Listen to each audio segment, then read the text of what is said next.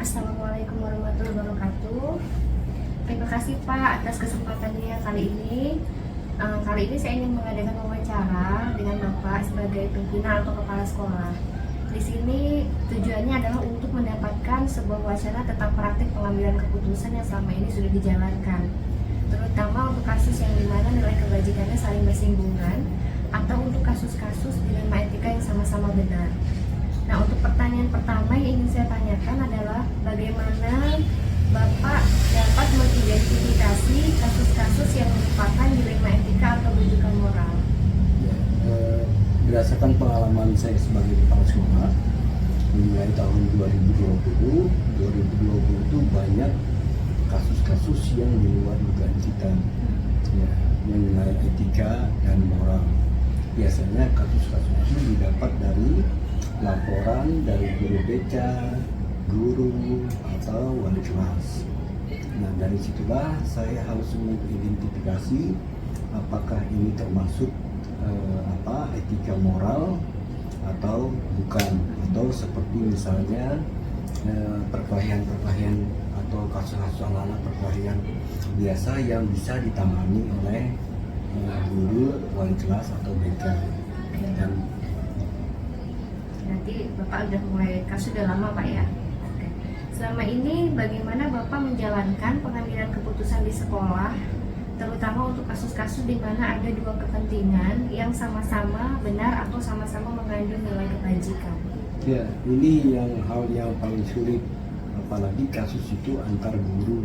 Ya, kalau antar siswa dengan guru tidak masalah. Kalau antar siswa, orang tua dan guru, itu masih kita bisa ambil keputusan yang artinya tidak membuat sulit dan mudah. Jadi keputusan guru dan guru inilah yang kalau kedua-duanya merasa benar dan menurut pandangan kita juga benar, maka itulah yang harus kita pikirkan matang-matang, dan jika perlu kita buat semacam schedule atau jadwal tentang hal tersebut. Dicari waktu Pak ya. Pertanyaan selanjutnya Pak ya, dalam menerapkan atau menyelesaikan kasus-kasus tadi kan Pak ya, terutama untuk menyelesaikan dua kepentingan tadi, ada nih beberapa langkah atau prosedur yang biasa Bapak lakukan. Nah, kira-kira langkah atau prosedur yang seperti apa yang biasa Bapak lakukan selama ini? Ya, yang pertama saya identifikasi masalahnya dulu. Setelah identifikasi masalah, baru saya buat semacam jadwal atau pertemuan. Misalnya kasus antara guru dan guru, itu biasanya salah satu dulu saya panggil, kemudian yang satunya lagi, dan baru setelah itu saya pertemukan kedua-duanya. Lalu saya ajak ngobrol, saya pikirkan mana untuk kepentingan masa depan, kedepannya yang lebih baik, maka itulah yang akan saya ambil keputusan. Oke. Nah, hal-hal apa saja yang selama ini Bapak anggap efektif dalam pengambilan keputusan itu pada kasus-kasus dilema etika? Ya, hal yang paling efektif adalah proses. Jadi kalau kita sudah menjalankan proses, maka itu keputusannya efektif. Jadi misalnya begini, ada laporan misalnya 8 siswa hamil misalnya. Ada laporan misalnya 5 siswa dilaporkan wali kelasnya tidak naik kelas.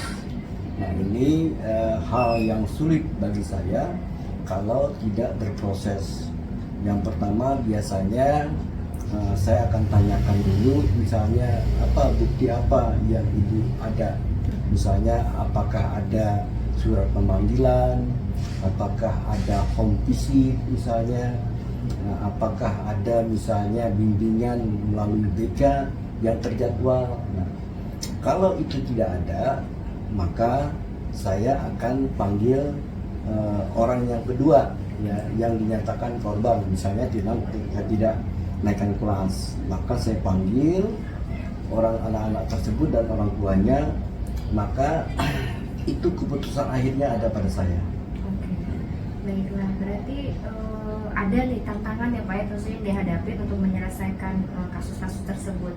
Nah, hal apa saja nih selama ini menurut Bapak yang merupakan tantangan dalam pengambilan keputusan pada kasus-kasus dilema etika? Ya, tantangan itu cukup besar karena kita perlu memberikan pemahaman baik terhadap guru, orang tua maupun siswa. Apa yang menurut kita benar, apa yang menurut kita baik, ya. Kemudian hal tersebut tidak boleh putus asa di tengah jalan. Artinya memahami seseorang itu perlu waktu. Misalnya begini, dari 8 siswa yang hamil, misalnya setelah saya putuskan bahwa mereka setelah lulus harus lulus misalnya, dengan setelah home visit, melihat ekonomi keluarga, kemudian gambarannya nanti seperti apa. Nah, begitu kita luluskan, begitu mereka misalnya ujian ke sekolah dalam keadaan perut yang terisi, misalnya malu, hal itu harus kita benahi secara khusus. Artinya nanti ke depannya jadi apa? Jadi dari 8 ini kalau kita tidak luluskan misalnya, masa depannya seperti apa nantinya? Nah, dia akan dapat kesulitan untuk mengongkosi ekonomi keluarga kalau dia tidak punya level sesuai dengan usianya. Misalnya contohnya dia dapat jasa, nantinya dia bisa bekerja dan seterusnya. Oleh sebab itu yang paling berat tantangannya adalah memberikan pemahaman kepada guru, ya. Guru bahwa ini adalah hal kebaikan yang harus kita ambil, ya, antara negatif dan positifnya, seperti itu.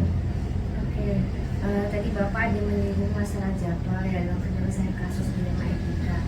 Nah, apakah di sini Bapak memiliki sebuah tata kelola atau jadwal tertentu dalam sebuah penyelesaian kasus dilema etika?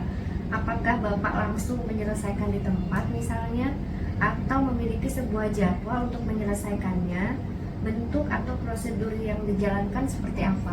Ya, biasanya saya hal-hal yang berat, hal-hal yang agak memerlukan waktu, saya akan bikin jadwal.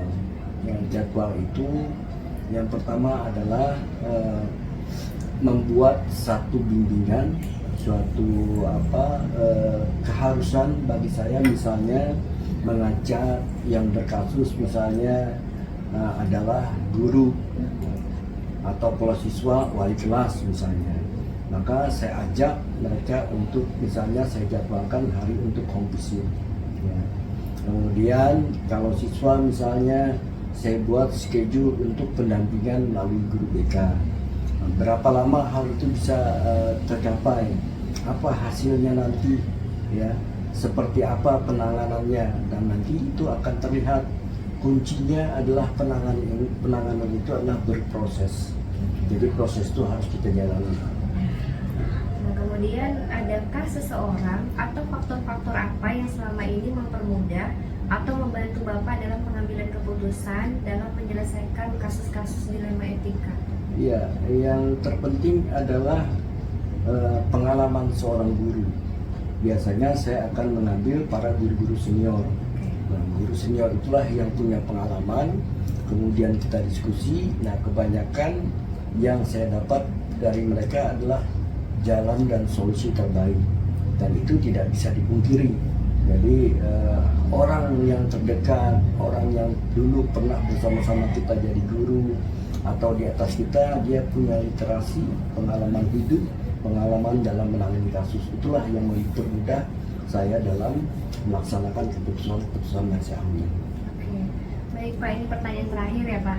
Dari semua hal yang telah Bapak sampaikan tadi, pembelajaran apa nih yang dapat Bapak petik dari pengalaman Bapak sendiri dalam mengambil keputusan dilema etika?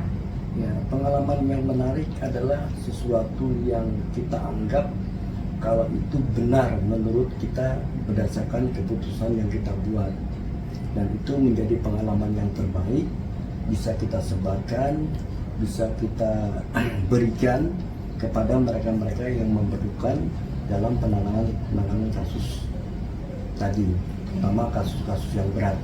Dan ingat, kita SMK itu adalah berbeda dengan SMA, SD maupun SMP, karena kita banyak menangani kasus masa mereka remaja menuju dewasa, dan itu biasanya cenderung paling banyak berdasarkan etika dan moral.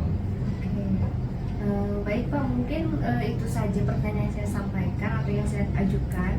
Jadi mungkin untuk selanjutnya semoga nih ke depannya jika pun terjadi kasus-kasus dilema etika, maka Bapak akan terus berusaha menyelesaikan dengan sebaik-baiknya Pak ya. Karena yang namanya kasus dilema etika tuh kadang butuh beberapa orang untuk sharing atau peran dari yang lain untuk membantu penyelesaiannya. Betul. Terima kasih Bapak untuk kesempatannya. Sama-sama. Semoga sehat selalu. Makasih Pak. Assalamualaikum. Waalaikumsalam.